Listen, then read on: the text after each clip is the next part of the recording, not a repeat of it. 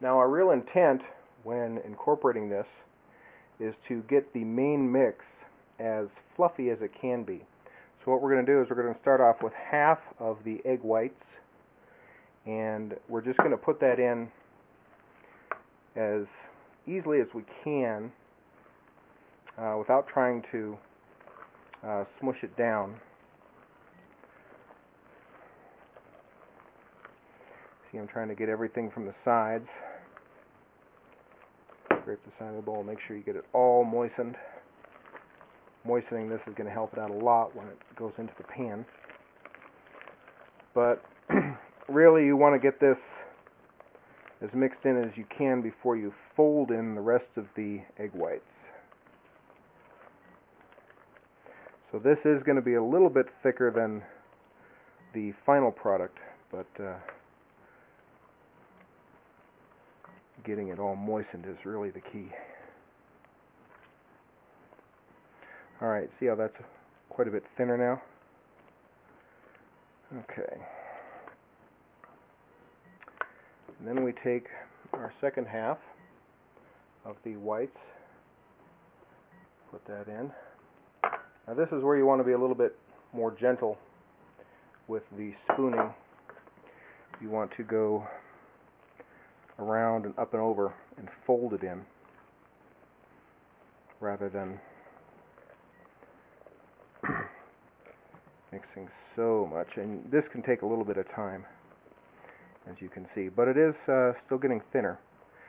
The end result is it's going to be a little bit pourable, actually, so that when you put it in the pan it levels itself out.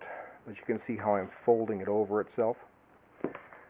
That's just getting more air into the mixture, fluffing it up.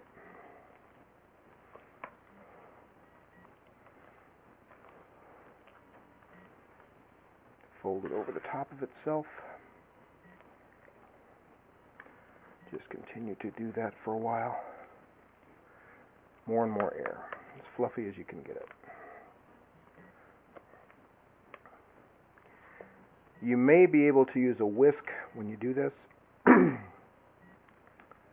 but it is a pretty stiff mix when you start off. So if you find it to be really thickening up, I would definitely use a whisk and try to give it more air. So here's our mix, ready to go into the pan. Let's get the pan over here, and we will pour it on in.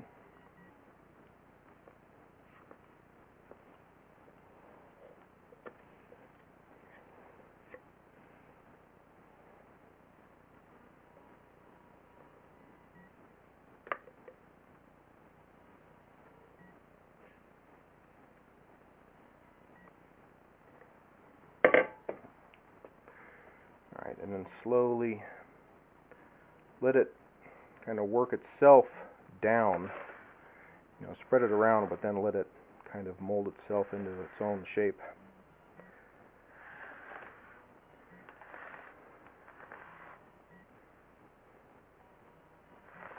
You want to try to make it as even on top as you can. This part of the cake will actually become the bottom when we're done. So it's not too important for it to be perfect. You know, it doesn't have to look really pretty. It just should be kind of flat and even. That's the main thing. All right, off to the oven. At the moment right now I'm getting ready to do the sauce for the topping of the cake, and one of the things I forgot to mention was this.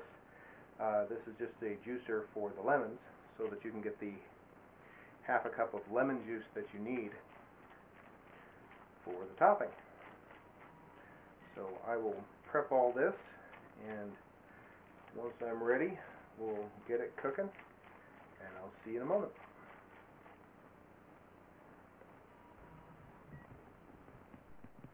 Here we are about to strain our lemon juice. We need a half a cup.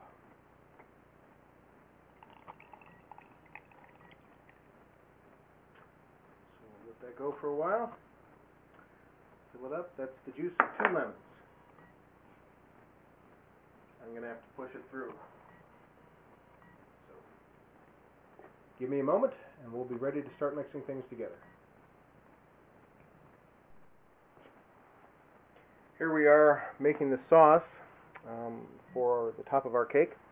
We're going to start off with half a cup of lemon juice.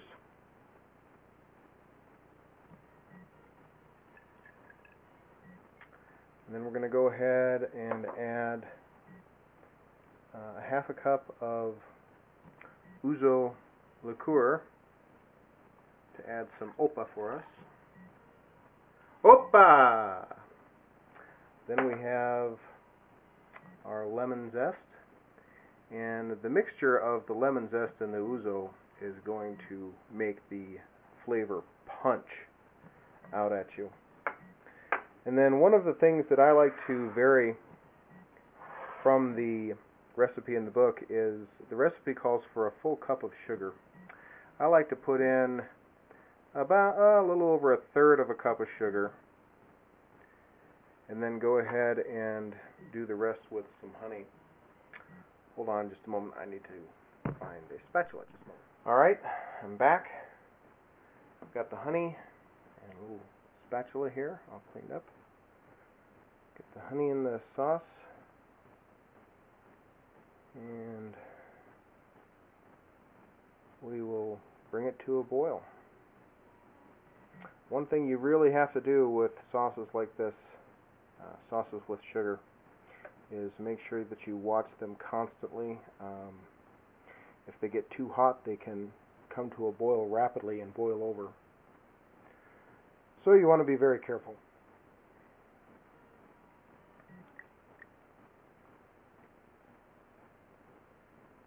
Get the last little bit of honey out of there.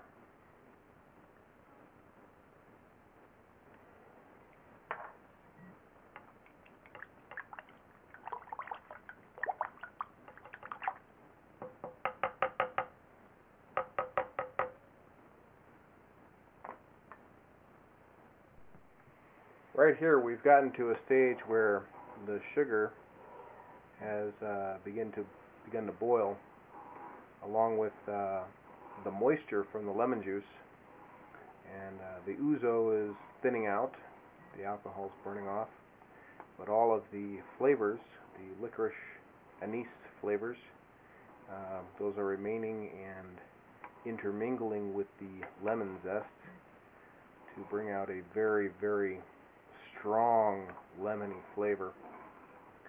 And when this goes on top of the cake, it is amazing. So the cake's about done from the oven.